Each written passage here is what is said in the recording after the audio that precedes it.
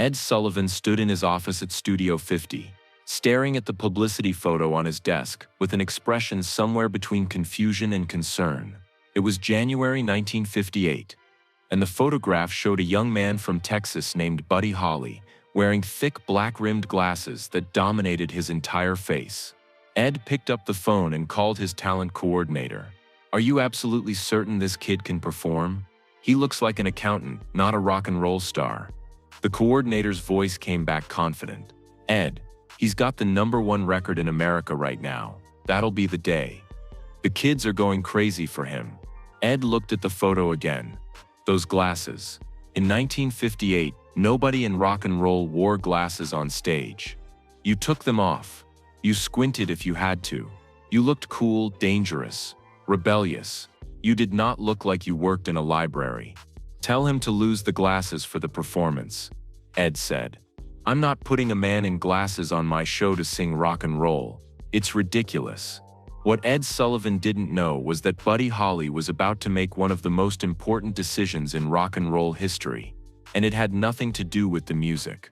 Before we dive into this incredible story, hit that subscribe button, because what you're about to witness is the moment when one performer's refusal to hide who he was changed what it meant to be a rock star forever.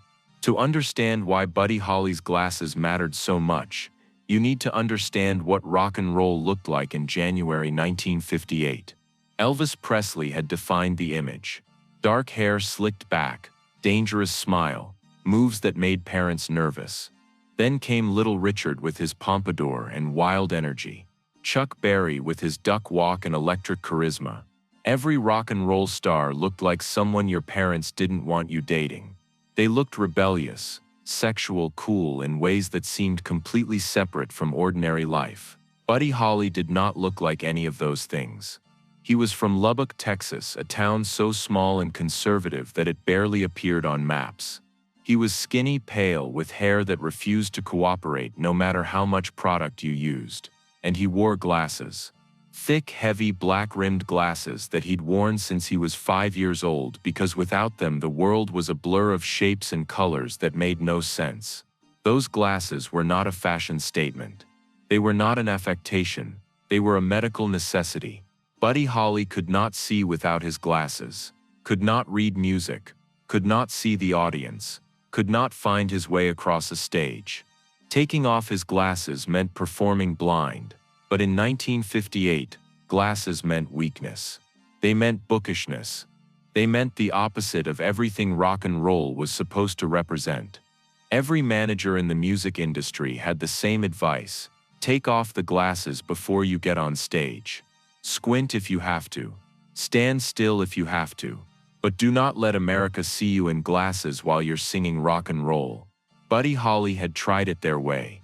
In early performances, he'd taken the glasses off, stood at the microphone, and squinted out at audiences he couldn't quite see, performed songs while the world around him was soft and indistinct. He'd hated every second of it. Not because of vanity, because it felt like a lie, like he was pretending to be something he wasn't.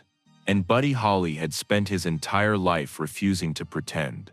That'll Be the Day had hit #1 in September 1957. Buddy and his band The Crickets had become genuine stars almost overnight. The song was everywhere, on every radio station, requested by teenagers who'd made it an anthem. And now Ed Sullivan wanted them on his show, which meant they'd made it to the absolute top. The call from Ed's talent coordinator had come with specific instructions. Appearance on January 26, 1958, prime time slot. And one requirement: Buddy Holly needed to perform without his glasses. Ed's very clear about this. The coordinator had said, "No glasses. Rock and roll stars don't wear glasses. It's not the image." Buddy had listened to the requirement, and then asked a simple question: what if I can't see without them? The coordinator had been ready for this. You'll be standing at a microphone. You don't need to see. Just sing the song the way you recorded it, and America will love it. But that night, Buddy sat in his hotel room in Lubbock with his wife Maria Elena, and he couldn't let go of the conversation. "They want me to take off my glasses," he said. They want me to perform blind, so I look more like what they think a rock star should look like. Maria Elena looked at him. What do you want to do? Buddy thought about it. I want to wear my glasses. I want to see the audience when I perform. I want to see my band, see the camera, see everything. I don't want to squint my way through the biggest moment of my career pretending to be something I'm not. Then wear them. Maria Elena said simply. What's the worst that can happen? They kick you off the show. You're already successful. You don't need Ed Sullivan's approval. But Buddy knew it wasn't that simple. You didn't just defy Ed Sullivan. Ed Sullivan made careers and he ended them. And performers who crossed him found themselves suddenly unable to get bookings, unable to get radio play, unable to get the opportunities that made the difference between success and obscurity. The next morning, Buddy called his manager. I'm wearing my glasses on Sullivan. There was a long silence. Buddy, they specifically said no glasses. I know what they said. I'm wearing them anyway. His manager tried everything. This could hurt your career. Ed Sullivan doesn't like to be challenged. He could blacklist you. Is this really worth fighting over? They're just glasses. Buddy's response was quiet but absolute. They're not just glasses. They're who I am. And if I start hiding who I am for Ed Sullivan, where does it stop? 2 days before the performance, Ed Sullivan's office called again. The message was clear and final. Buddy Holly performs without glasses, or Buddy Holly doesn't perform at all. Tell Mr. Sullivan that I'll be wearing my glasses, Buddy said. If that's a problem, he can find someone else. Ed Sullivan got that message while he was in a production meeting. His face went red. Nobody defied his instructions like this. Nobody. Get me Holly's manager on the phone. When the manager answered, Ed's voice was ice. Your client has been told the requirements for appearing on my show. He either complies or he's off the show. It's that simple. The manager tried to negotiate. Ed, the kid's the real thing. He's got the #1 record. The audience will love him. Not in glasses they won't. Ed said flatly. He looks like a school teacher. This is rock and roll, not a PTA meeting. But Buddy Holly would not back down. And 3 days before the show, Ed Sullivan faced a decision. Cancel Buddy Holly and deal with explaining why the hottest act in America wasn't on his show, or let Buddy Holly perform with glasses and hope the audience didn't notice. Ed made the decision he always made when backed into a corner. He let the performance happen, but he made sure Buddy Holly understood the stakes. He can wear his glasses, Ed told his coordinator, but tell him this is his only appearance. After this, he's done with my show. I don't work with people who can't follow simple instructions. January 26, 1958. Studio 50 was packed. The audience was buzzing with anticipation. Buddy Holly and the Crickets were waiting in the wings, and Buddy was wearing his glasses, the thick black frames that Ed Sullivan had called unmarketable, the glasses that every music industry professional had told him to hide.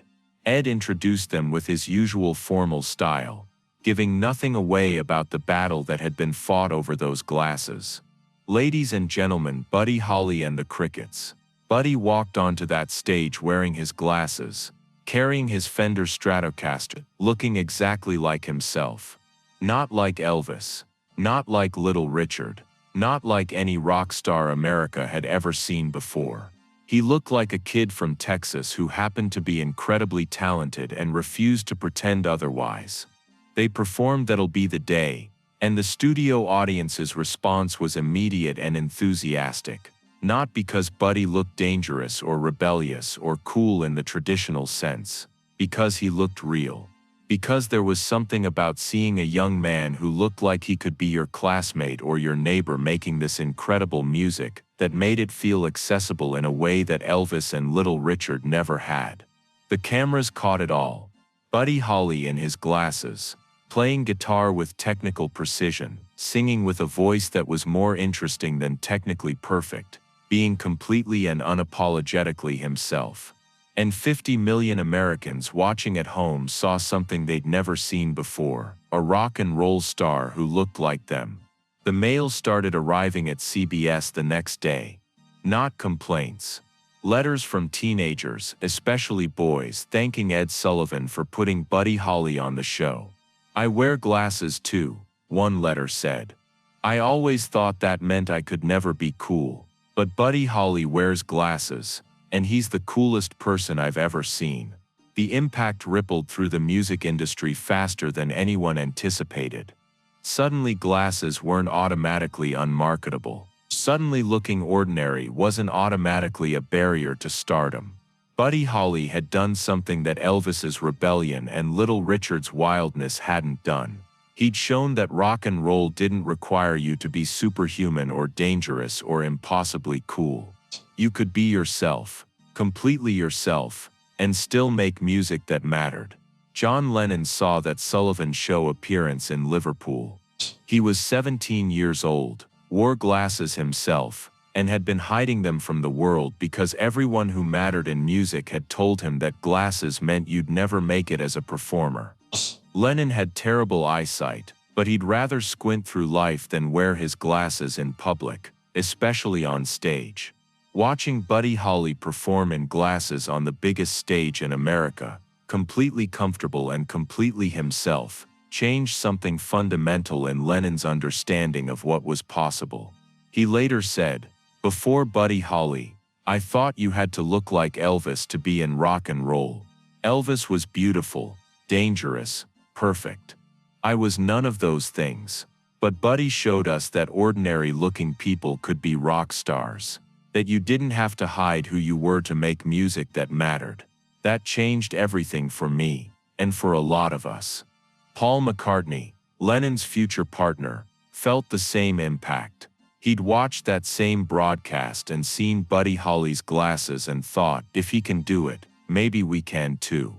The Beatles, when they formed, deliberately kept the aesthetic that Buddy Holly had pioneered, looking like regular people who happened to make extraordinary music. No pompadours, no elaborate stage costumes in the early years. Just suits and haircuts that you might see on any street in Liverpool. Buddy Holly never appeared on the Ed Sullivan Show again. Ed kept his word about that. But by then it didn't matter. Buddy had already changed the rules. Other performers started keeping their glasses on. The definition of what a rock star could look like began to expand beyond the Elvis template. Tragically, Buddy Holly died in a plane crash on February 3, 1959, just 13 months after that Sullivan Show appearance. He was 22 years old. The music world lost him before anyone fully understood how profoundly he'd changed it. Don McLean later called that day, the day the music died, in his song American Pie. And while the music itself didn't die, something innocent and hopeful in rock and roll did die with Buddy Holly. But the glasses remained as his legacy. They became iconic not as a gimmick but as a statement. When people think of Buddy Holly, they think of those thick black frames. Not despite them. Because of them, they became the symbol of his refusal to pretend, his insistence on being exactly who he was, even when the most powerful man in television told him to be someone else. The glasses are now in the Rock and Roll Hall of Fame. Museum visitors stop in front of them, these ordinary objects that became extraordinary because of what they represented. They're not valuable because they're rare or ornate. They're valuable because they were the line Buddy Holly refused to cross, the moment he said, "This is who I am," to an industry that wanted him to be someone else. Ed Sullivan never publicly commented on the glasses incident. But people who worked with him in his later years said he'd been wrong about Buddy Holly, and he knew it. The audience had loved Buddy exactly as he was. The glasses hadn't hurt the performance. If anything, they'd made it more powerful, more real in a way that studied perfection never could. Ed had wanted Buddy Holly to look like a rock star. What Ed hadn't understood was that Buddy Holly wearing his glasses had redefined what a rock star could look like. If this story moved you, Hit that subscribe button.